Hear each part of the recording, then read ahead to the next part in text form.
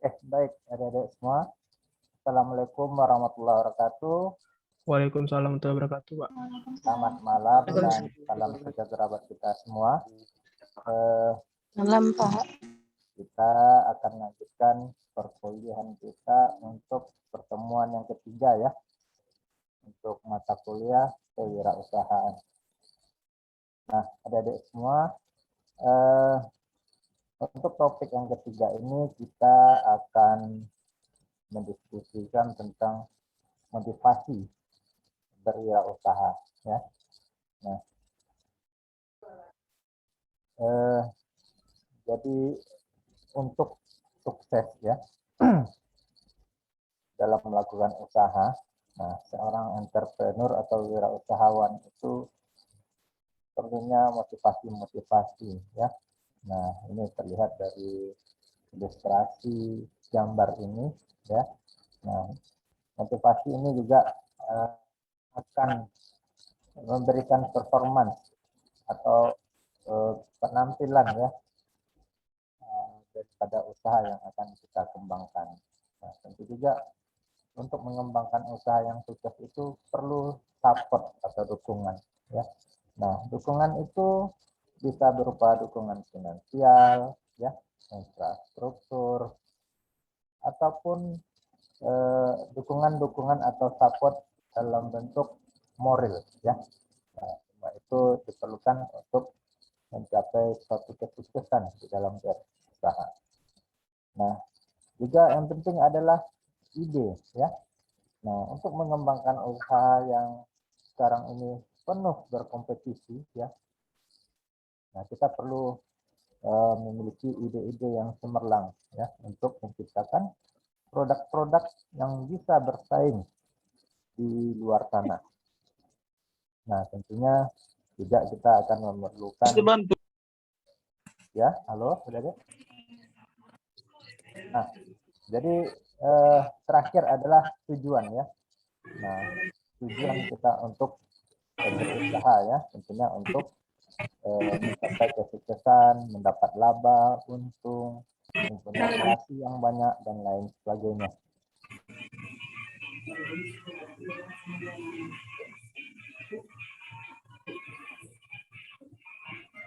Itu mic siapa? Iya, ini siapa ini yang ini? Mikrofonnya tolong. Ya, tolong adik-adik mic-nya di ini semua ya. Yang aktif tolong Bapak Iglas. Ya, all ya. Oke. Ya, baik. Adik-adik semua ya. Kita lanjut ke slide yang kedua. Nah, yang perlu kita pahami adalah ya, wirausaha itu bukan berarti pedagang ya. Nah, jadi ini ada sedikit perbedaan ya antara wirausaha dan pedagang. Nah, di mana wirausaha itu berkaitan dengan bisnis. Nah, kira-kira apa maksudnya ini adik-adik? Saya akan coba tunjuk satu-satu ya untuk berikan pendapatnya. Nah, apa yang dimaksud dengan bisnis? Nur Haslinda.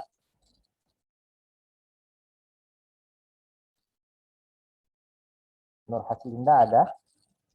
Silakan di-unmute.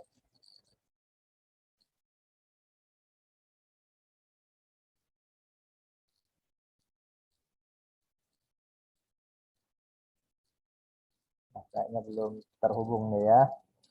Nah, atau saya minta pendapatnya Tinto nih, Tinto Pratama. Nah, apa yang dimaksud dengan bisnis? Kegiatan jual beli, Pak.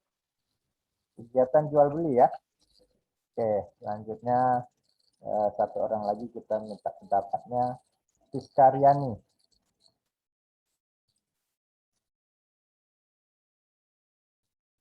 Ya, Pak.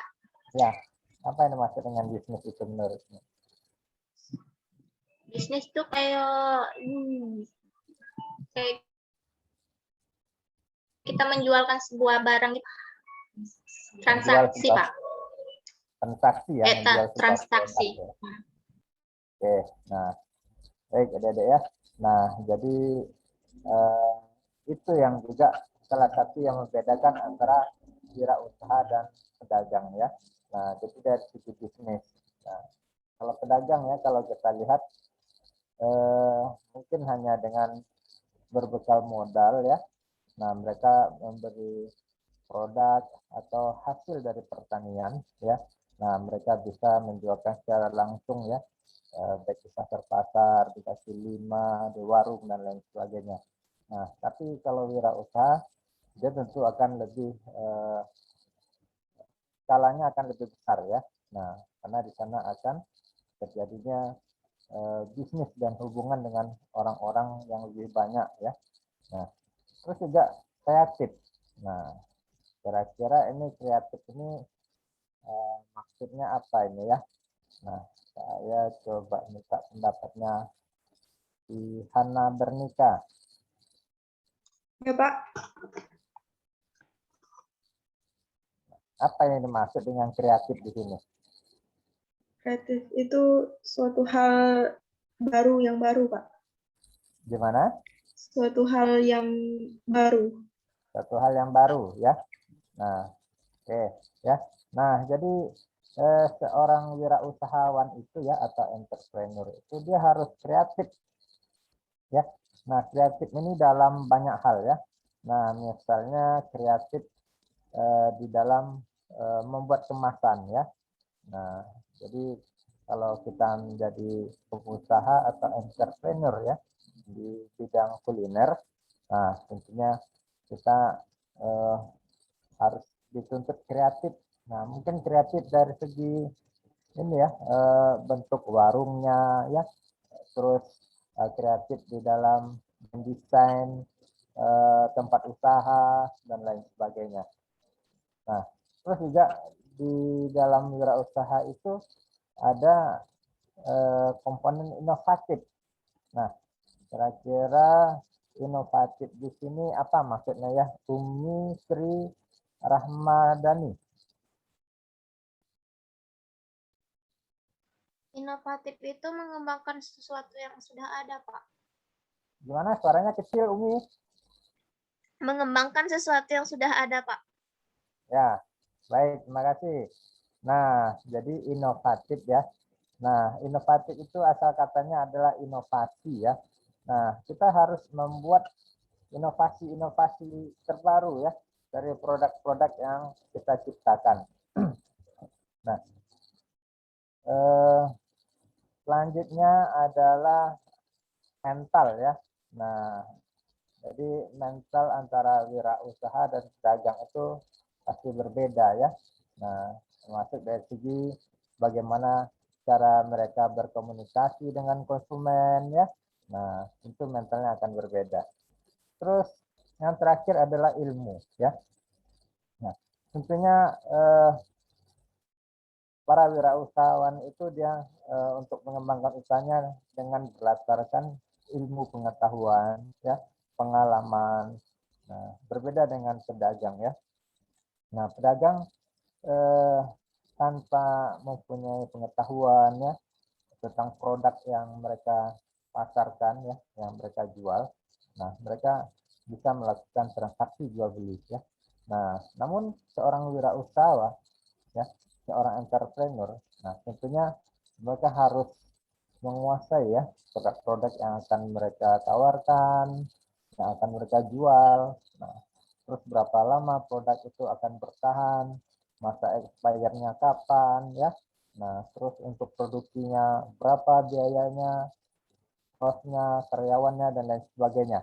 Nah, tentu harus ada ilmu pengetahuan ya. Nah, jadi wirausahawan itu akan berbeda dengan pedagang ya yang biasa kita lihat. Nah, selanjutnya asal kata dari entrepreneur ya, entrepreneur atau wirausaha itu ya. Nah, jadi di sini kita mengambil 3 rujukan ya untuk asal kata entrepreneur itu. Yang pertama itu berasal dari bahasa Prancis ya. Nah, bahasa Prancis itu tertulis entreprendre ya. Nah, karena saya tidak bisa berbahasa Prancis, tidak mengerti bagaimana mengucapkannya, ya dibaca lurus saja ya, entreprendre. Nah, mungkin artinya di situ adalah bertanggung jawab. Nah, terus jika kita menggalinya dari segi bahasa Inggris ya, tata bahasa Inggris. Nah, wirausaha itu berasal dari kata entrepreneur ya. Nah, entrepreneur bisa kita artikan sebagai pengusaha. Nah, namun kalau kita merujuk ke Kamus Besar Bahasa Indonesia ya. Nah, ada perkataan wira di situ ya. Wira usaha. Nah, wira di sini berarti adalah pahlawan ya. Nah, pahlawan terus artinya juga bisa laki-laki dan juga di sini bersifat jantan ya, berani. Nah, tapi bukan pejantan ya. Nah, ini beda ya. Nah, jadi ini asal kata dari entrepreneur atau wirausaha. Nah, ini ada ya kolase foto ya, berupa foto dari orang-orang ya. Kita tidak tahu ini orang-orang di bawah ini siapa ini ya. Nah, kira-kira kita coba lihat ya satu-satu ini siapa saja orang yang ada di sini. Nah, kalau yang berkacamata ini ya, yang paling pojok kanan ini kira-kira siapa ini? Ada yang tahu? Adik-adik? Bill Gates, Pak. Siapa? Bill Gates. Bill Gates ya. Nah, coba Haryanto Chandra, apa yang kamu ketahui tentang si Bill Gates ini? Bill Gates seorang yang drop out dari universitas yang udah kita tahu lah, universitas besar, pendiri dari Microsoft yang aplikasinya yang dimana software ini hampir digunakan setiap hari, Pak. Oke, dia Juga pernah menjadi orang terkaya nomor 1 di dunia, menjadi orang yang menyumbang lebih dari 40% hartanya untuk ya, donasi gitu lah, Pak. Donasi, sering berdonasi, itu aja, Pak. Oke, terima kasih. Nah, ini yang foto yang kedua siapa ini? Ada yang kenal nggak ya?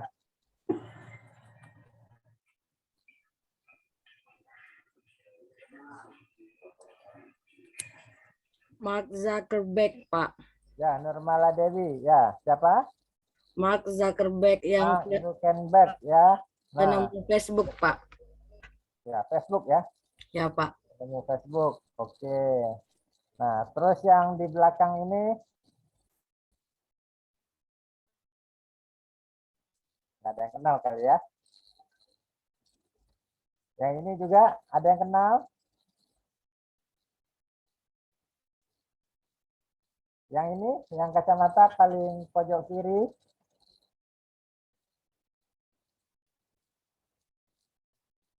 Nah, banyak belum kenal ya.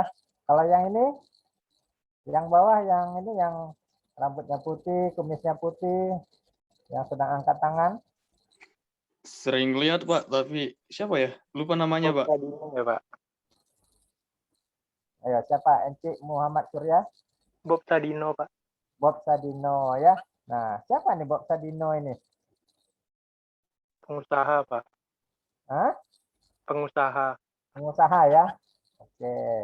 Nah, terus yang cewek satu ini, yang baju pink keputih-putihan.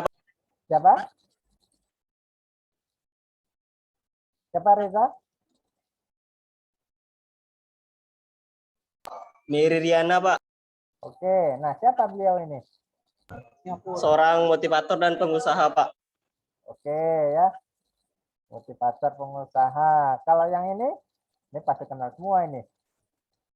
Yang pakai jas pakai kaki merah. Alfon? Mario Teguh, Pak. Mario Teguh. Nah, siapa ini Bapak ini? Dia motivator, Pak. Motivator ya. Kalau yang ini kenal? Enggak kali ya. Nah, yang ini Belum juga ya. Nah, yang ini siapa ini? Yang pakai topi ini. Kacamata, kakek ini.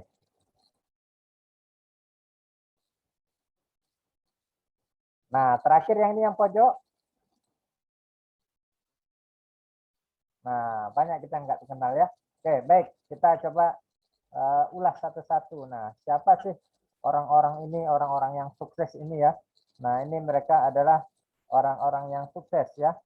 Sebagai seorang entrepreneur ya, sebagai pengusaha, sebagai motivator ya, sebagai penulis buku, dan lain sebagainya. Kita coba lihat satu-satu ya. Nah, ternyata beliau ini ya adalah orang terkaya kedua di dunia ya pada saat itu ya. Nah, kekayaannya mencapai 61 miliar US dollar. Nah, kalau uang sebanyak ini ya, kalau kita belikan kerupuk ya, nah, mungkin satu pulau Sumatera ini penuh dengan kerupuk ya. Kalau kita belikan kuaci ya, yang hobi makan kuaci, ya mungkin sampai copot gigi kita ya. Saking banyak jumlah uang 61 miliar US dollar ya. Nah, kita lihat ini si Bapak satu ini ya. Nah, brandingnya yang dikenal adalah Microsoft ya. Nah, tentu orang tidak akan susah lagi mengenal ya apa itu Microsoft. Nah, semua orang di dunia ini telah menggunakan produknya ya hingga saat ini. Nah, kita lihat nah, ini namanya ya, namanya Bill Gates ya, Bill Gates. Nah, dari asal katanya saja, namanya itu dari dua kata ya, ada Bill dan Gates ya. Nah, kalau kita translate, kita terjemahkan dari dua kata ini ya, itu terdiri dari Bill dan Gates. Nah, kalau Bill ini apa ini terjemahannya adik-adik? Kalau bahasa Inggrisnya Bill.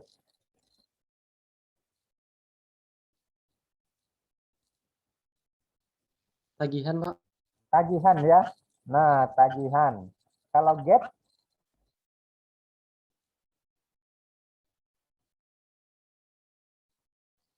Pagar, Pak. Gate, pagar, gerbang ya. Nah, jadi dari segi namanya aja sudah unik ya, Bill Gates ya. Nah, ini adalah gerbang-gerbang tagihan ya. Nah, kalau kita artikan secara tata bahasa seperti itu ya. Nah, buktinya apa? Kan ini dia menjadi orang yang kaya raya ya. Jadi tiap detik itu rekeningnya bertambah ya. Nah, karena bisnis yang diciptakannya itu sampai sekarang itu sudah menjelajahi ke seluruh dunia ya. Nah, misalnya sekarang yang terjadi pada kita ya. Nah, bagi para pengguna Microsoft Windows 37 ya, sistem operasinya. Nah, sekarang mungkin kalau adik-adik perhatikan, nah Windows 7 itu sekarang sudah memasuki masa expire. Benar nggak? Apakah adik-adik ada merasakannya? Ada, Pak. Ya, Rizyananda. Merasakan enggak sekarang ini sistem operasi Windows 7 yang kita gunakan di komputer, di laptop itu sudah memasuki masa expire ya? Sudah, Pak. Benar ya? Benar, Nah, Pak. jadi mungkin kalau bagi yang memiliki komputer atau laptop yang sistem operasinya itu original ya, bukan KW ya, bukan black market ya, KW1, KW2. Kalau sistem operasi Microsoft Windows yang terinstall di komputer kita itu original, nah maka itu akan ada informasi bahwasannya Windows 7 kita itu dikatakan boleh expire ya. Nah, terus kita dianjurkan untuk mengupgrade ya menjadi Windows 8. Nah, jadi Windows 7 ini ya, yang original itu kalau kita lakukan update ya, Windows update, nah itu tidak bisa lagi diupdate. Nah, mereka pasti menyarankan kita untuk mengupgrade sistem operasi kita ke Windows versi 8. Nah, artinya apa, Adik-adik? Pada saat kita mengupdate menjadi Windows 8, nah, itu kan bukan gratisan kan ya? Artinya kita kan harus membeli serial number-nya ya, serial key-nya dan lain sebagainya ya. Nah, berbeda dengan sistem operasi berbasiskan Linux ya. Nah, Linux itu kan dia open source ya. Jadi tidak ada kita diminta harus beli serial number ya, serial key dan lain sebagainya. Namun di Microsoft, nah ini harus kita mengeluarkan uang kita untuk mendapatkan serial number ya, sehingga sistem operasi kita itu bisa di-upgrade ke Windows 8 ya. Nah, begitulah bisnisnya Bill Gates ya. Kalau kita berbicara tentang sejarah daripada Microsoft itu ya, produk Microsoft terutama yang sistem operasi Windows itu kan mulai dari Windows versi 3.0 ya, Windows 3.1, ada Windows 95, Windows 97, 98, Windows 2000 ya, Windows NT, terus Windows apa lagi? Windows Vista ya, Windows XP yang sangat terkenal ya. Nah, semua itu kan tiap kali dia mengupgrade, melaunching produk-produk baru, itu kan semua orang membelinya ya, membeli produk tersebut. Nah, sehingga kekayaannya sekarang itu sudah melimpah ruah ya.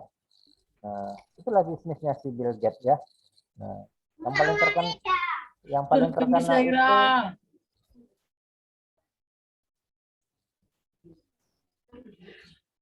paling terkenal itu produknya adalah Windows XP ya, dari si Bill Gates ini ya.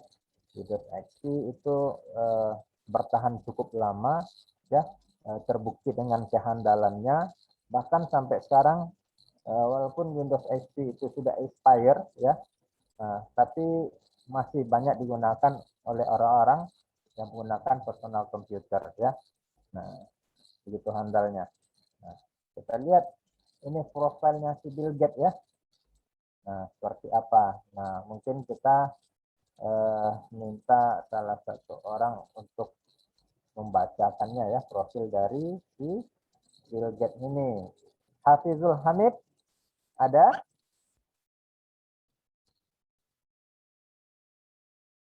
Hafizul Hamid?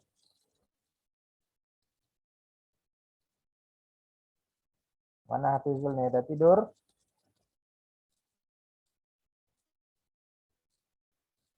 Atau si ini ya, Fahril Hadi. Coba dibaca Fahril Hadi, ini tentang biografinya si Bill Gates ini ya, short biografinya. Saya Pak. Ya, silakan. Baik, Bill Gates lahir di Seattle, Washington, 57 tahun. Saat ini menjabat sebagai ketua Microsoft, perusahaan perangkat lunak yang ia dirikan.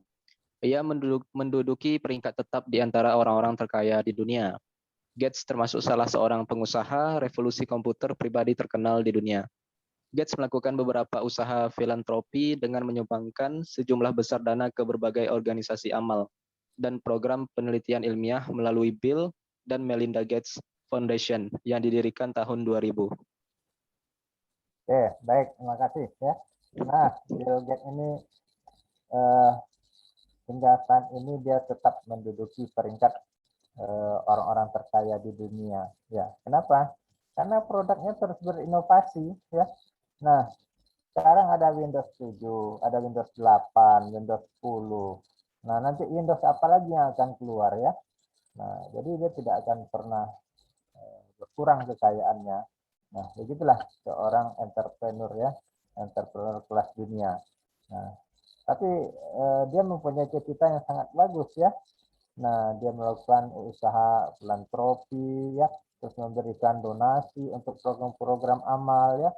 Nah, syukur-syukur dia orang ini ya, orang-orang kaya ya, bukan OKB ya, bukan orang kaya baru, ini orang kaya lama ini ya.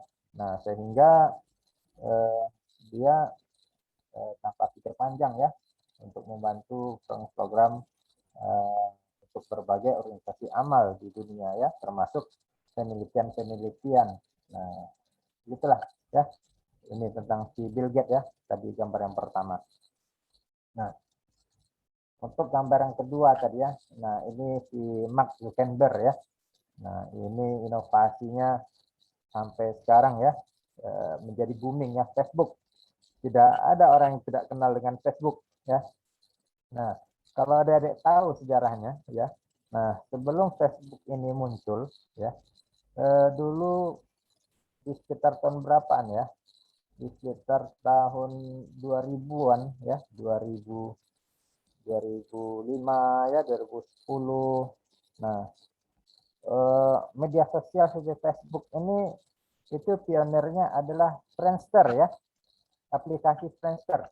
Nah, mungkin adik-adik pernah mendengar ya, atau mungkin adik-adik belum pernah mendengarnya ya, karena ini berkisaran di antara tahun 2000-an ya. Nah, tahun 2000-an munculnya. Jadi sebelum Facebook ini muncul, aplikasi media sosial seperti Facebook ini namanya Friendster ya, Friendster, aplikasi pertemanan. Namun dengan hadirnya si Mark Zuckerberg ya, dibuat semakin inovatif ya, semakin kreatif media sosial pertemanan tersebut, sehingga muncullah aplikasi Facebook ya, yang sekarang sudah mendunia juga ya. Nah, waktu itu umurnya sekitar 30 tahunan ya. Nah, dia memiliki kekayaan 15 US dollar ya, 15 miliar US dollar. Nah, orang muda kayak gini ya, mungkin tiap hari, tiap bulan dia bisa ganti mobil ya, apalagi handphone ya, dengan uang hasil usahanya ini.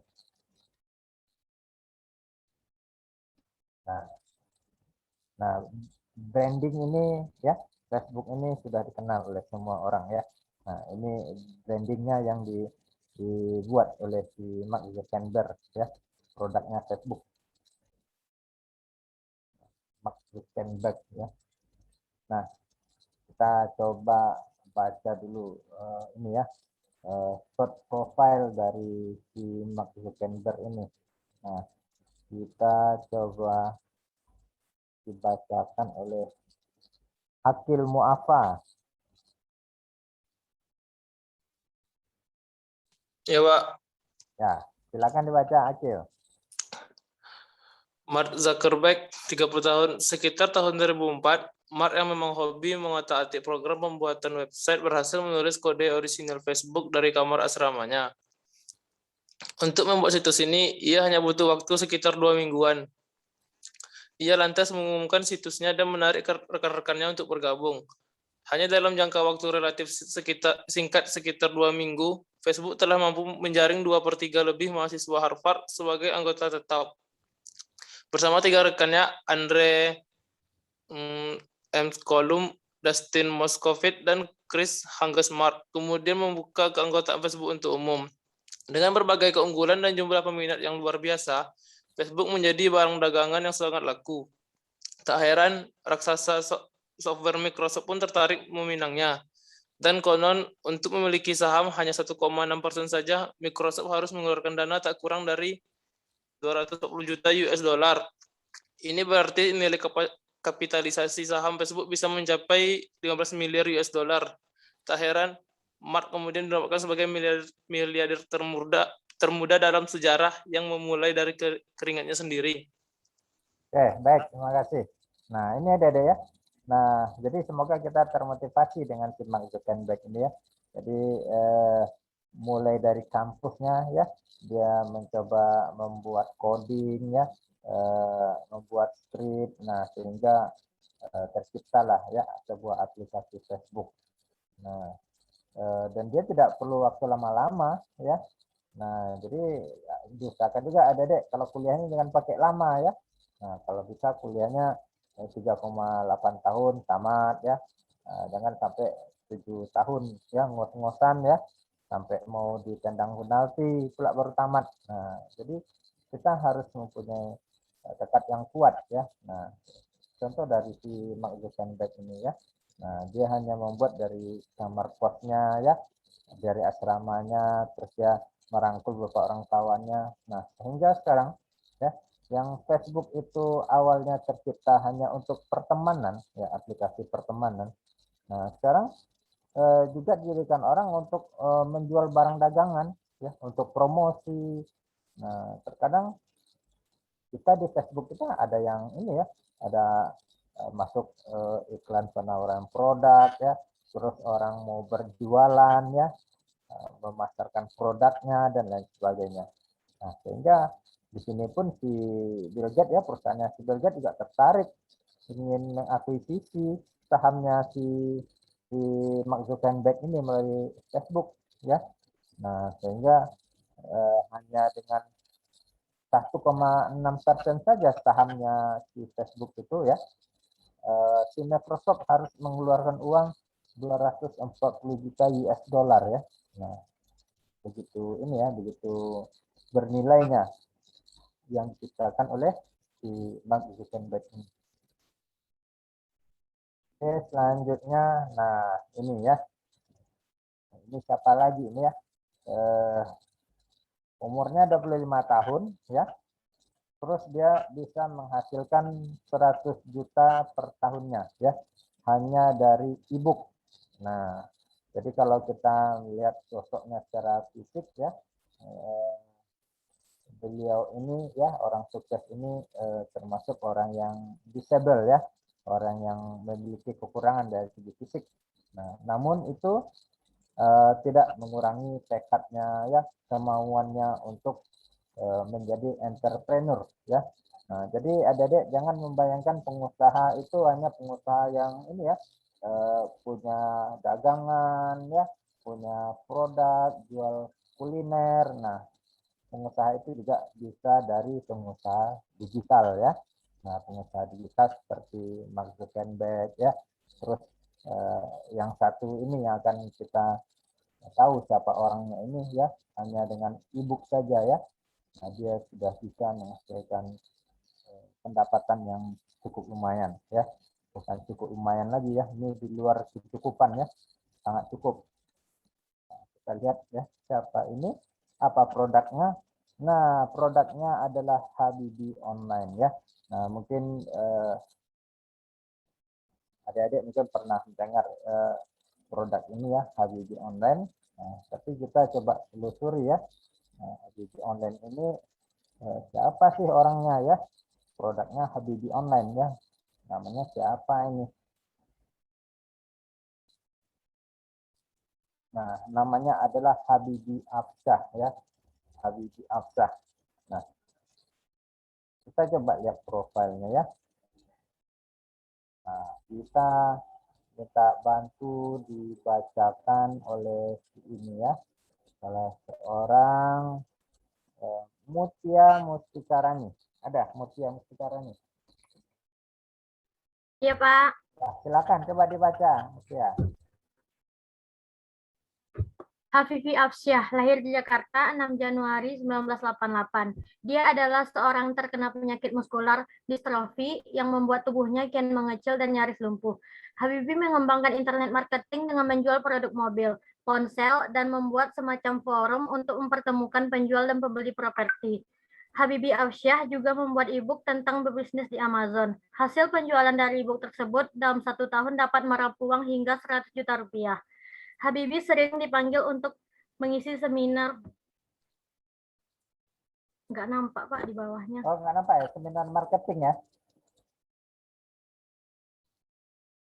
Oke, ya.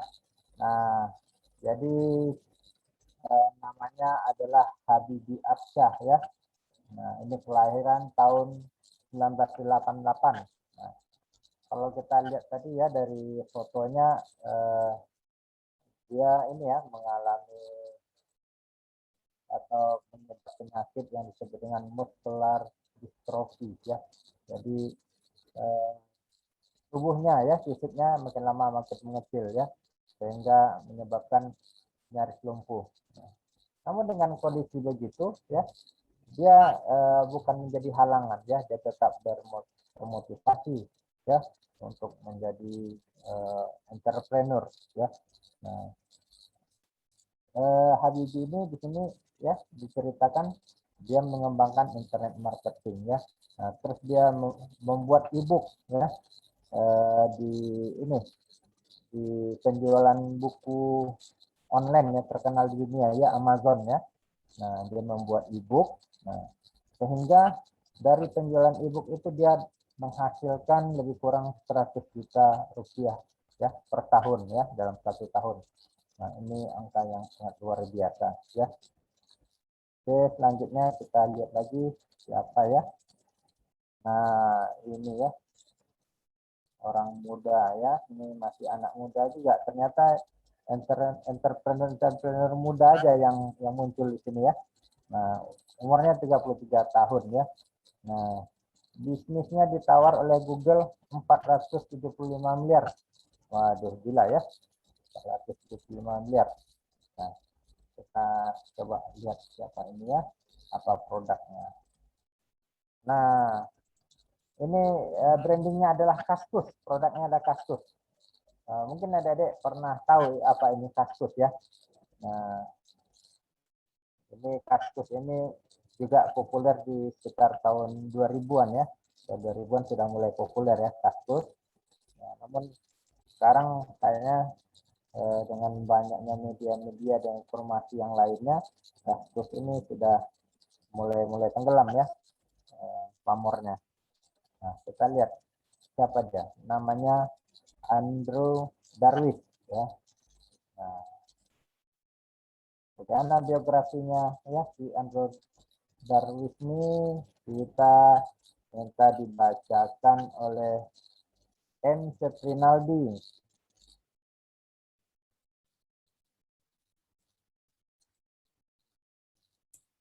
Baik, Pak. Ya, silakan. Rinaldi.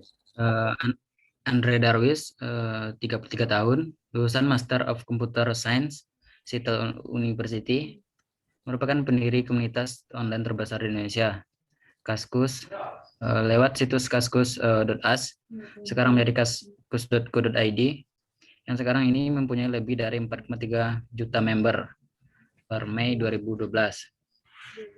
Kaskus didirikan tahun 1999 di Seattle, Amerika Serikat. Berasal dari kata kasak kusuk atau bermakna bergosip, dengan modal sebesar 3 US dollar atau 30.000 rupiah untuk membeli server. Andrew dan dua rekannya, Ronald dan Budi, memilih untuk membuat portal yang berisi mengenai berita maupun informasi tentang Indonesia. Portal tersebut sengaja dibuat menjadi suatu media untuk memuaskan kerinduan bagi masyarakat Indonesia yang berada di luar negeri. Pada tahun 2008, rata-rata pendapatan iklan Kaskus sudah 2-3 miliar rupiah per bulan. Dengan potensi besarnya, Kaskus telah lama menjadi lirikan investor asing. Google dan Yahoo dikabarkan telah menawar Kaskus senilai 50 US dollar. Oke, baik, terima kasih. Ya, ini si Andrew Darwis ya. Nah, dia membuat sebuah situs ini ya, komunitas online di luar negeri ya. Nah, ini adalah atas kerinduan ya terhadap komunikasi dengan teman-teman yang ada di Indonesia. Nah, Kaskus ini dulu ngetopnya dengan situsnya itu ya, websitenya kaskus.us ya. Nah, terus sekarang ini sudah dialihkan ya menjadi DNS-nya kaskus.co.id ya. Nah, pada tahun 2012 saja dia sudah mempunyai 4,3 juta member ya. Nah, jadi kalau di tahun 2021 itu akan lebih banyak lagi. Nah, mereka memulai bisnisnya itu ternyata dengan modal yang cukup minimal ya, 3 US dollar. Nah, kalau sekarang ini US dollar itu $1-nya 15.000 ya. Nah, berarti dia hanya modal untuk 5.000 ya untuk melakukan bisnis itu. Nah, di mana mereka bisa membeli server ya, menyewa hosting ya, terus untuk membuat portal dan lain sebagainya. Nah, jadi intinya adalah ya, yang penting ada kemauan ya. Terkadang orang-orang mau berusaha, mau buka usaha, dia harus berpikir dia harus punya modal yang banyak ya, punya modal yang besar. Ternyata tidak seperti itu. Nah, mereka-mereka yang sukses ini memulai idenya itu dari hal yang kecil-kecil dulu ya, dengan modal yang minimal. Nah, akhirnya produk mereka pun ya itu akan menjadi bernilai ya. Nah, selanjutnya kita lihat apa lagi nih. Nah, ini bisnisnya jualan keripik singkong ya. Nah, tapi dengan cara yang berbeda. Nah, ini tadi yang inovasi ya. Nah, jadi semua orang banyak yang jual singkong ya. Di pasar, di jalan, di mana ya, di warung, di toko. Nah, tapi beliau ini membuat singkong dengan cara yang berbeda ya. Yang dengan adanya inovasi. Nah, pendapatannya 4 miliar per bulan. Nah, 4 miliar per bulan ini gila juga ya. Berapa banyak ini uangnya ya tiap bulan 4 miliar. Nah, kita lihat dulu ya. Ini brandingnya apa ini si bro ini ya. Nah, brandingnya adalah ini ya. Maiki ya. Nah, mungkin kita pernah ketemu ya. Logo-logo atau branding seperti ini ya. Nah, kita coba lihat apa sih ini, siapa yang menciptakannya ini ya. Nah, namanya Reza Nur Hilman ya. Nah, Reza Nur Hilman, kita coba masuk di dalam lagi autobiografinya ya. Nah, kita minta dibacakan oleh apa lagi ya? Siapa? Ada Murdila Rizky.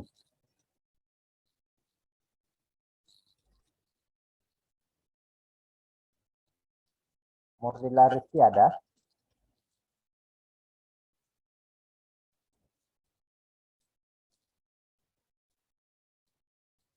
Halo Murdila.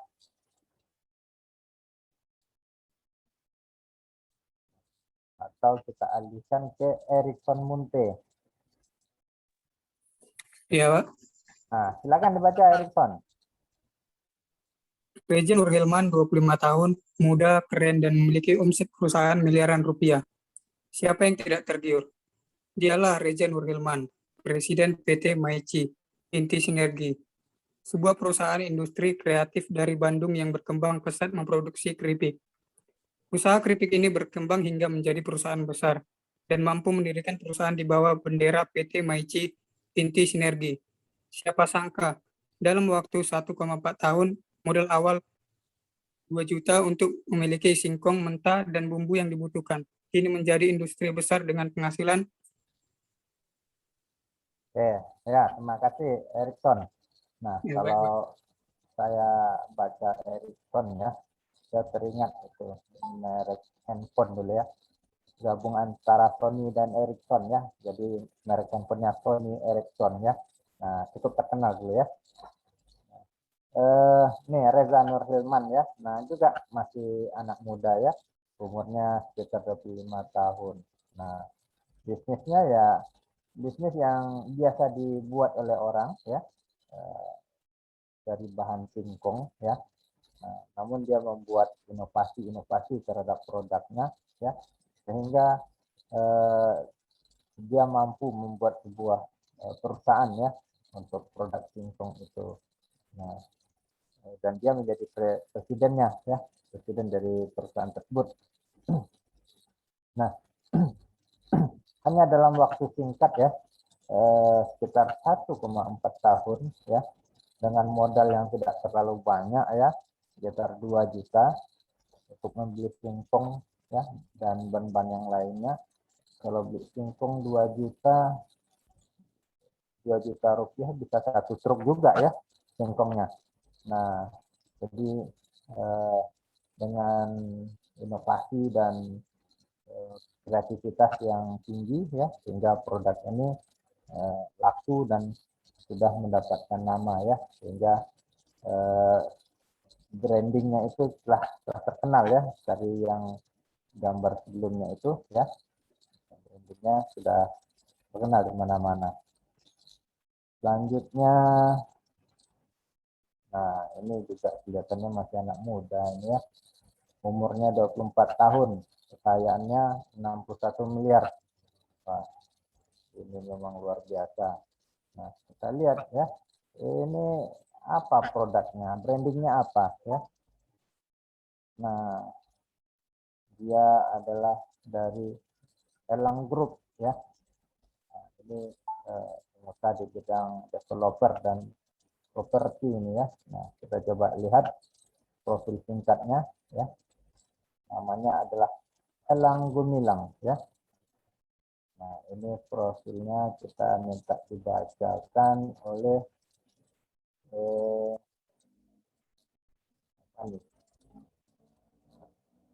Reza Pahlavi.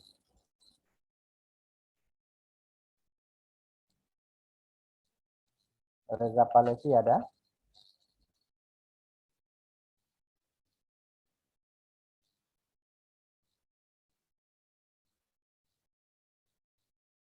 Atau kita skip ke Anissa Nurul Fajri. Iya, Pak. Ya, silakan dibaca Anissa. Diawali menjual donat, Elang Gumilang sukses jadi raja tanah. Menjadi pengusaha sukses dan memimpin perusahaan dengan berpenghasilan besar tidak harus menunggu tua, namun bisa memulai dari umur yang sangat belia. Setidaknya ini bukanlah mimpi tapi kenyataan.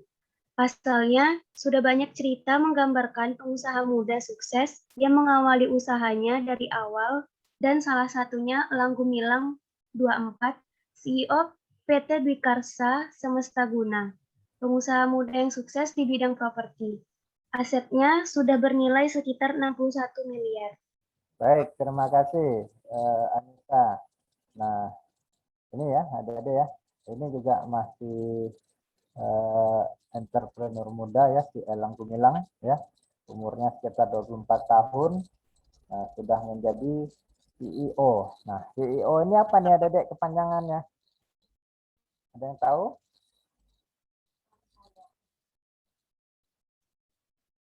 Ada yang tahu kepanjangan dari CEO? Siapa Doni Salmanan? Chief Executive Officer, Pak. Ya, Chief Executive Officer ya. Nah, kalau bahasa kitanya itu di root ya, direktur utama ya. Nah, jadi dia sudah menjadi CEO di umur 24 tahun. Nah, dia bisnisnya diawali dengan menjual donat ya. Nah, jadi ya artinya orang-orang sukses ini adalah orang-orang yang menyampingkan sifat malu ya, rendah diri dan lain sebagainya.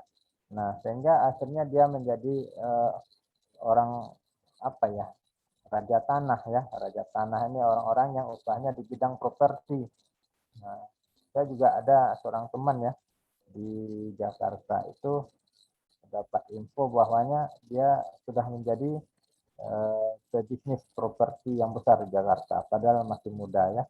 Nah, inilah yang penting kita mengambil apa ya, hikmah dari sini ya.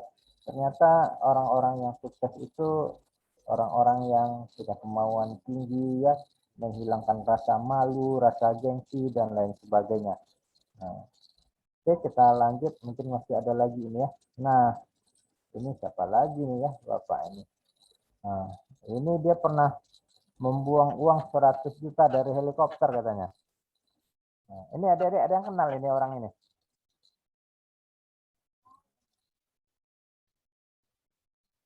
Ada ya. Nah, oke, kita lihat ini apa produknya ya. Oh, namanya Tung Desem Waringin ya. Nah, biasanya disingkat dengan TDW. Nah, kita lihat ini siapa ini. Lihat ini ya, entrepreneur ini apalagi ini produknya, apalagi bisnisnya. Nur Ramadhani Safitri, silakan dibaca.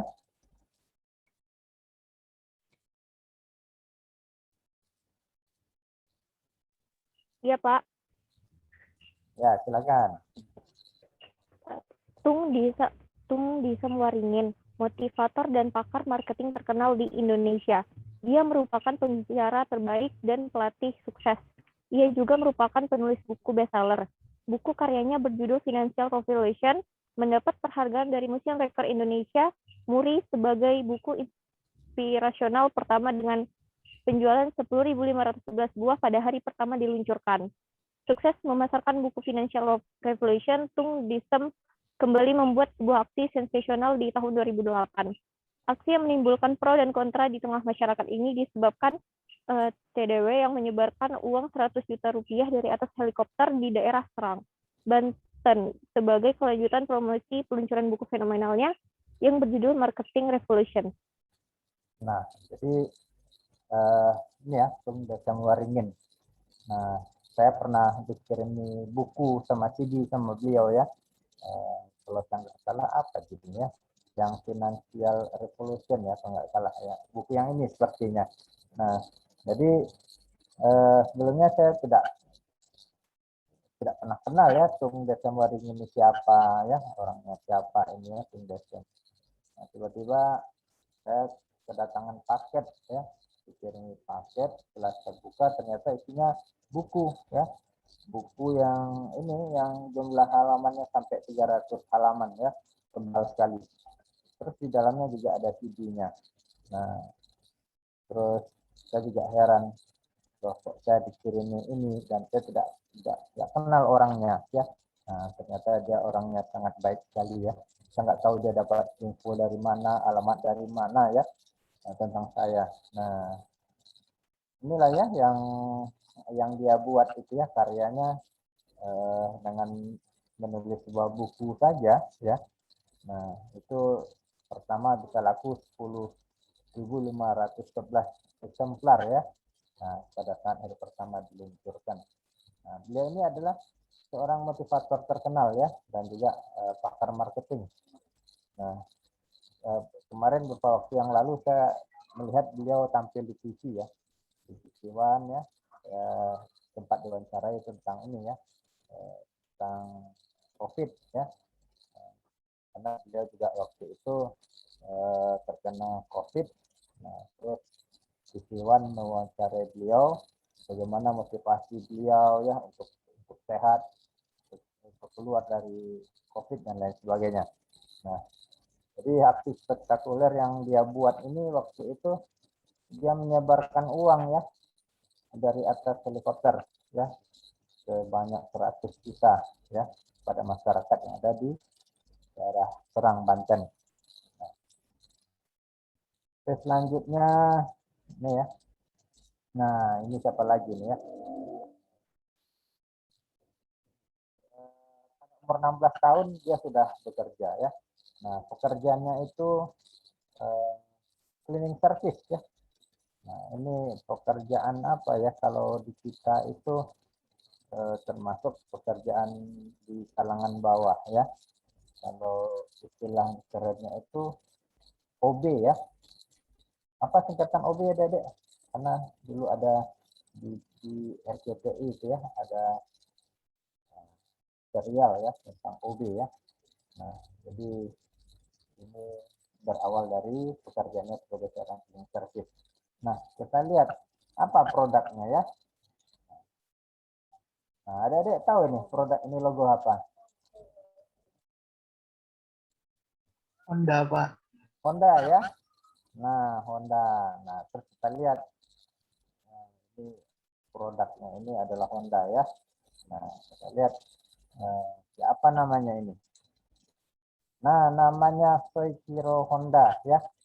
Nah, tidak orang yang tidak tahu ya produk tadi ya, ada dengan logo seperti tadi H tadi ya, orang pasti kenal lah ini adalah produk Honda ya. Nah, bahkan di masyarakat ya, apapun sepeda motornya orang memanggilnya Honda ya, kebanyakan Walaupun motornya Suzuki, Yamaha, kebanyakan orang bilang, oh, mana Honda kamu? Pinjam sebentar ya. Padahal mereknya Suzuki ya. Nah, sama dengan halnya dengan ini, minuman mineral. Orang tahunya minuman mineral itu merek Aqua ya. Nah, padahal yang dipegang itu adalah merek SMS misalnya. Nah, dia bilang, bagi aku lah sedikit ini, Aqua kamu. Katanya. Padahal yang dipegang itu adalah merek SMS. Nah, seperti itu di masyarakat kita ya. Nah, branding ini yang paling penting ya. Nah, jadi orang taunya sepeda motor itu Honda ya mereknya. Walaupun mereknya apa ya. Kita lihat profilnya si Soichiro Honda ini. Oke, ya. Nah, kita minta bantu dibacakan oleh siapa lagi nih ya? Zahra Fadila, ada? Ada, Pak. Ada ya, silakan. Zahra. Soichiro Honda lahir pada 1906, anak pertama seorang pandai besi bernama Gihei Honda. Ia tidak mengenyam pendidikan formal memadai dan tidak cemerlang di sekolah, namun memiliki semangat dan cita-cita yang sangat tinggi. Diawali pada usia yang sangat muda, pada tahun 1922, dia bekerja pada bengkel Art Sokai, tidak meneruskan keahlian ayahnya sebagai seorang pandai besi. Pekerjaannya tidak langsung berhubungan dengan mesin seperti yang dia inginkan, namun sebagai seorang tenaga cleaning service, sambil mengasuh bayi dari pemilik bengkel. Sampai pemilik bengkel menemukan bakat Honda yang sesungguhnya.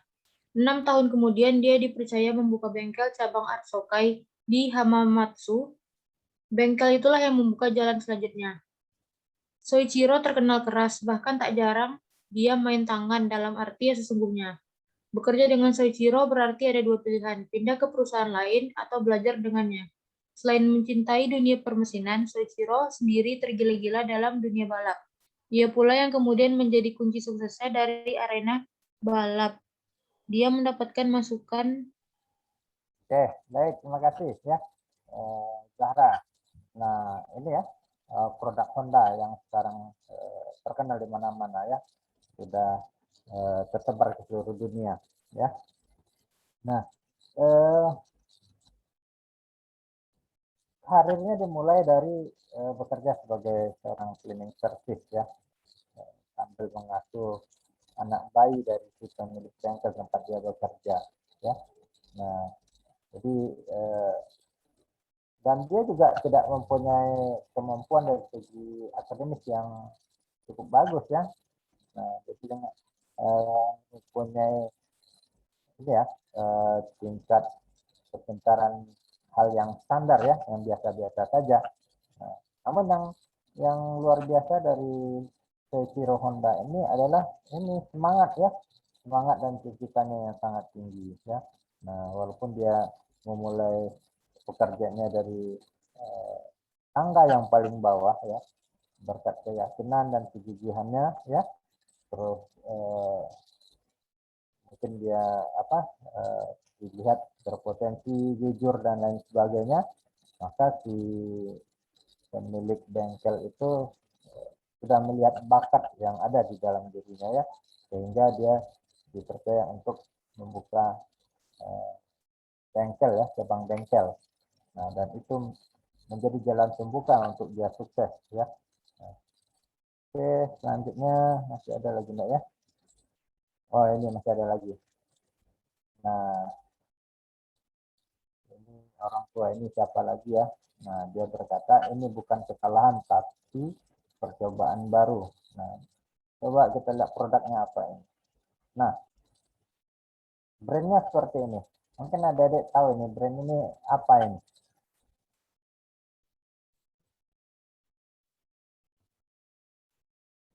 Ada yang tahu Hyundai, ini brand apa? Hyundai. Hyundai ya. Nah, Hyundai ya. Nah, jadi dia agak mirip dengan Honda tadi ya. Logonya masih H ya, tapi ini adalah logo Hyundai ya.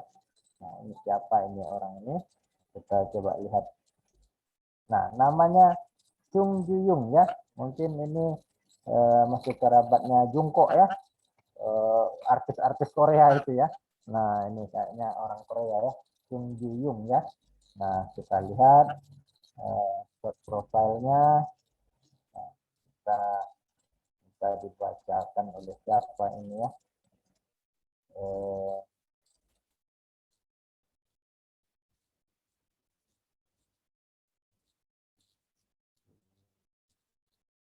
Muhammad Farhan. Iya, Pak. Ya, Farhan. Saya baca, Pak. Chung Juyung, lahir 1915, menyelesaikan pendidikan dari Fakultas Accounting di Gyeongsung, sangat keras dan tekun untuk belajar. Selain itu, juga hobi untuk membaca buku. Karena kondisi di pedesaan yang semakin parah, dia dan temannya melarikan diri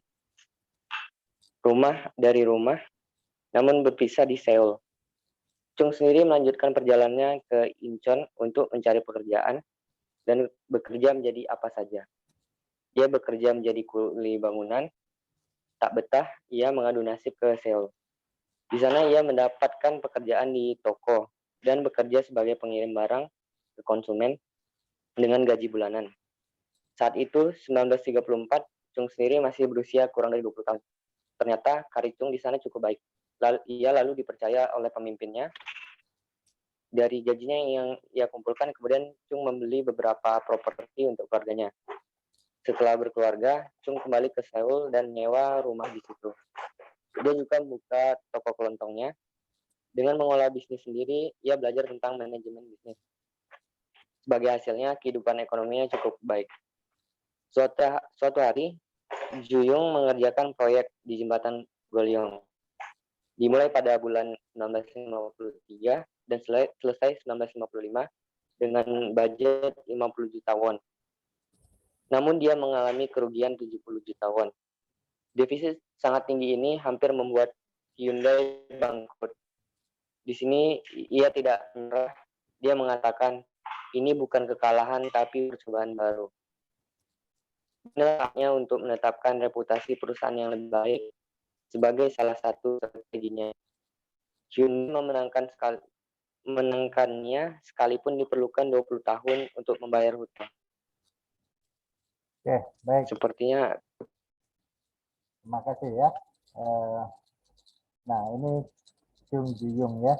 Nah, ini cukup ini orang tua yang kreatif ya, lahirnya di tahun 1915. Nah, produk-produk Hyundai ya itu juga merambah ke seluruh dunia. Nah, kebanyakan produk-produk Hyundai ini ya itu dijual di Eropa ya. Nah, jadi produknya lebih digemari di Eropa.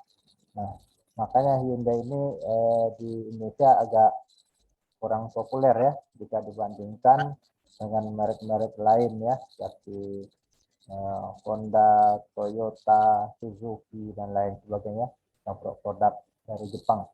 Nah, tapi produk Hyundai ini ya ini produk yang cukup bagus ya, saking bagusnya diminati kebanyakan oleh ini ya orang-orang yang di Eropa. Nah, jadi semakin tua semakin berkualitas ya. Nah, ini yang prinsip di sini yang disampaikan oleh si Kim Ji Young itu ya. Nah, dia mengatakan ini bukan kesalahan ya, tetapi percobaan baru. Nah, jadi dia mempunyai tekad yang tinggi dan semangat yang kuat. Jadi kegagalan ya bukan berarti sesuatu yang harus diratapi ya. Nah, oke, selanjutnya sepertinya masih ada lagi nih ya, kita lihat. Nah, ini manusia pembelajar ya, ini Mario Teguh. Nah, kita semua tahu ini ya. Nah, jadi kita skip aja ya, karena waktu kita panjang. Nah, ini yang cukup menarik ya. Dia bilang ya, dia mendapatkan $1 juta pertama ya di di usia 26 tahun ya. Nah, keren nggak ya? Di umur 26 tahun dapat $1 juta ya. Tapi sepertinya ini bukan di US dollar ya, Singapura dolar, karena dia lama di Singapura ini. Nah, namanya si Mary Riana ya. Nah, bagaimana profilnya? Kita coba lihat ya. Kita minta tolong dibacakan oleh siapa ya? Juliani ada?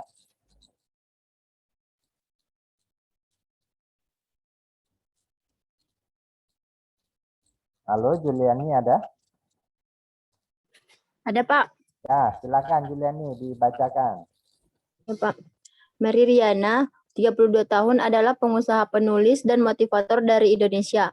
Mary Riana menerbitkan buku berjudul A Gift from a Friend pada tahun 2006 yang berisi pengalaman dan latar belakang dirinya hidup di Singapura. Buku ini menarik perhatian publik Singapura dan Asia Tenggara karena menuliskan tentang prestasinya menghasilkan $1 juta pada usia 26 tahun. Awalnya Mary Riana adalah mahasiswi Nanyang Technological University yang berhutang sebanyak $40.000. Profil kesuksesan Mary Riana mulai dikenal setelah muncul di artikel The Straits Times pada tanggal 26 Januari 2007 yang berjudul She's Made Her First Million at Just Age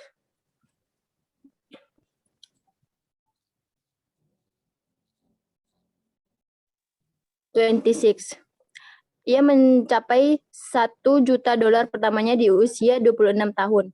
Mary Riana aktif sebagai pembicara di berbagai seminar, perusahaan, sekolah, dan media massa di Singapura dan beberapa negara di Asia Tenggara. Ia dikenal giat dalam memanfaatkan jejaring. Baik, terima kasih Juliani ya. Nah, ini ya si Mary Riana ya. Nah, dia menyesahkan kehidupannya selama di Singapura ya. Nah, terus dia menceritakan kesuksesannya ya, menghasilkan uang sebesar $1 juta Singapura ya pada usia 6 tahun. Nah, dengan ceritanya tersebut ya, akhirnya dia terkenal ya di sebuah artikel The Straits Times ya yang ada di Singapura. Nah, dari Riana ini juga mahasiswa di NTU ya, Nanyang Technological University, ini salah satu universitas terkenal di Singapura. Nah, jadi sekarang dia menjadi seorang motivator ya, pembicara pada seminar ya, perusahaan-perusahaan dan sekolah-sekolah ya di Asia ataupun di Singapura. Nah, jadi termasuk orang-orang muda yang berhasil ya, dari Riana. Terus selanjutnya ya. Nah, ini yang terakhir ya. Punya dia bilang dulu aku kuli bangunan yang jago bahasa Inggris dan tentu saja kreatif ya. Nah, kita lihat ya. Nah, produknya apa ya? Brandingnya adalah ini ya, Can and Keep ya. Nah, kita lihat namanya adalah Bob Tadino ya. Nah, kita coba bacakan profilnya lagi oleh siapa ya? Abdul Hasan An-Nadawi. Ada Abu Hasan?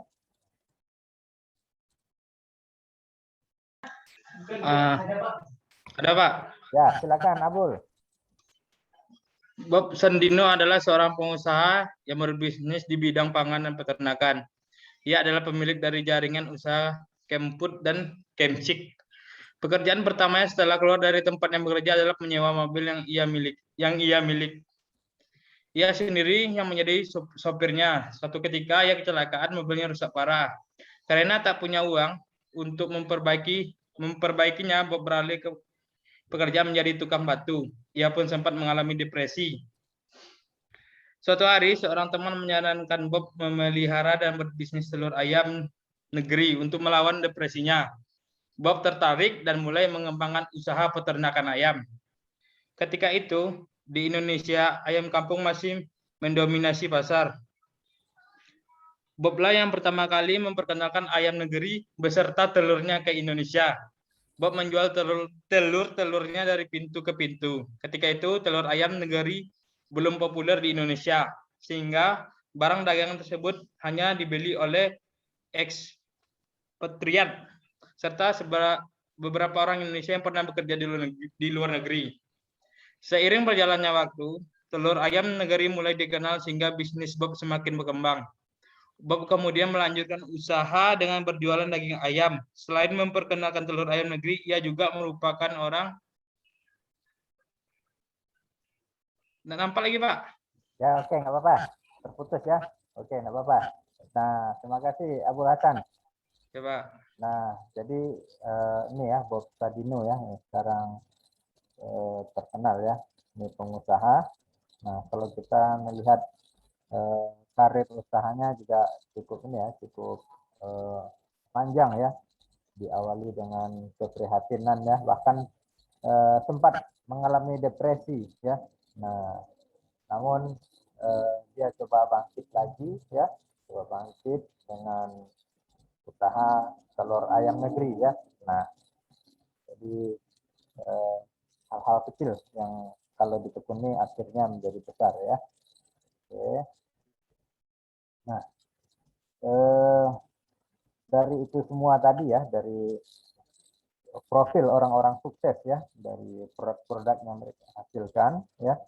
Nah, ini kita coba melihat ya ciri-ciri wirausaha sukses ya, entrepreneur yang sukses itu diantaranya adalah percaya diri ya. Nah, jadi dia percaya atas kemampuannya yang ada di dirinya ya. Dia mempunyai sifat optimis ya, keyakinan dan tidak ada ketergantungan ya. Terus ciri yang lainnya adalah selalu berorientasi pada tugas dan hasil ya. Nah, tentunya ini dilakukan dengan kerja keras ya, terus inisiatif dan lain sebagainya. Selanjutnya adalah pengambilan risiko ya. Nah, jadi orang yang berani mengambil risiko ya, tidak takut rugi ya, tidak takut kalah dan lain sebagainya, dan suka pada tantangan. Selanjutnya adalah kepemimpinan ya, leadership. Nah, jadi dia harus dapat bergaul dengan orang lain ya, bersedia ya mendapatkan kritik ya dan saran-saran. Nah, terus yang lainnya adalah ciri-cirinya keaslian ya atau keorisinilan. Nah, buatlah sesuatu produk ya, usaha yang orisinil ya. Nah, misalnya dibuat produk tersebut dengan lebih inovatif dan kreatif ya, terus bersifat fleksibel. Nah, terus dari bahan baku dan sumbernya itu selalu tersedia ya. Nah, juga harus berbisa ya, atau mengetahui banyak hal. Nah, juga berorientasi kepada masa depan ya. Nah, jadi dia harus melihat ke depannya seperti apa lagi ya. Nah, kalau PPKM ini berakhir, nah, apa lagi yang akan dibuat usaha ya. Nah, selanjutnya penetapan tujuan ya, pencarian informasi, terus perencanaan sistematik dan monitoring, persuasif dan penyelesaian usaha, percayaan diri ya. Nah, itulah tadi ya ciri-ciri pengusaha yang sukses. Nah, ini juga ada satu istilah ya, ku tahu yang kau mau ya. Nah, jadi kita harus membuat produk inovatif, kreatif sesuai dengan keinginan si konsumen ya. Nah, seperti yang di media sosial, misalnya Facebook, Instagram dan sebagainya, kita secara tidak sadar selalu diberikan iklan-iklan atau promo-promo produk ya, promo-promo produk yang ternyata produk yang ditawarkan tersebut adalah produk-produk yang kita sukai ya. yang sesuai dengan keinginan kita. Nah, misalnya kita mempunyai handphone ya, handphone jenis misalnya Samsung S9 ya. Nah, ternyata yang masuk ke Facebook kita itu adalah produk-produk tentang Samsung S9 ya. Apakah itu jumper glassnya ya, atau aksesorisnya dan lain sebagainya. Nah, jadi dia berprinsip aku tahu yang kau mau. Oke, baik adik-adik semua ya. Karena sudah cukup lumayan ya, dengan malam sudah 1,5 jam ya. Kita sebelum menutup perkuliahan ini ya, kita coba untuk screenshot ya, foto bersama ya. Silahkan adik-adik diaktifkan kameranya ya, sesuai petunjuk dan arahan dari jurusan ya. Nah, jadi kita akan screenshot ya, dengan mengaktifkan kamera ya. Nah, hasil apa sudah. Arif Fadilah mana ini? Ya, sudah. Reza Pahlesi, Anita Nurul Fajri, ya ini untuk yang screen pertama. Alfon kamu nggak punya ini kamera? Alfon Suaputra. Ya, Pak. Nah, coba aktifkan kameranya, Alfon. Tapi ya, Pak. ketiduran tadi. Anita Nurul Fajri, ada kameranya? Iya, Pak. Sebentar, Pak. Oh iya.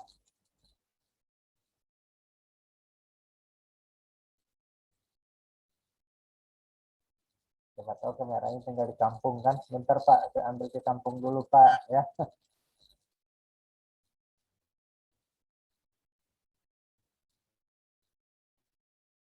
Oke, nah udah muncul semua ya yang di layar satu, kita screenshot dulu ya. Silakan adik-adik siap-siap, saya hitung ya. 1, 2, 3. Oke, sebentar. Ya, save dulu ya.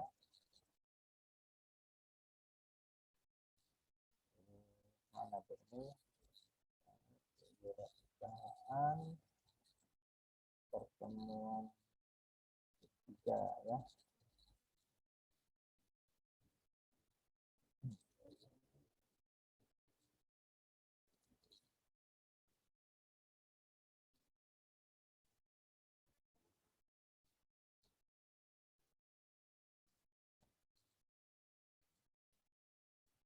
Oke, sekarang untuk yang layar kedua ya.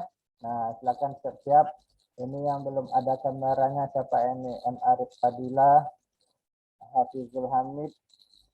Ya. Saya udah, Pak. Oh ya, M. Arif Fadilah ya. Udah tadi ya? Udah, Pak. Oh ya, masuk ke layar 2 juga dia. Hafizul Hamid, Hilman Zaki, Seprinaldi, Hafid Dika. Ya, silakan dinyalakan kameranya, di-on-kan.